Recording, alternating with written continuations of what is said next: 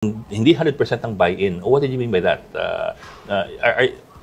Tell me lang if I'm getting this right. Ibig niyo ba sabihin na within the police force, merong hindi pagkakaintindihan? Hindi ibig sabihin na hindi sumusunod, pero merong hindi ganun ka-sold dun sa the new direction ng PNP ngayon under BBM.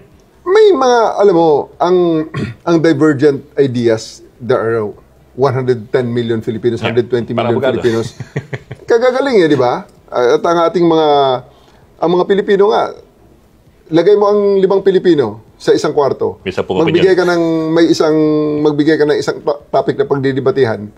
6-7 ang opinion na makikita mo diyan. Kasi may isang Pilipino, yun nga dinidibate ang sarili niya.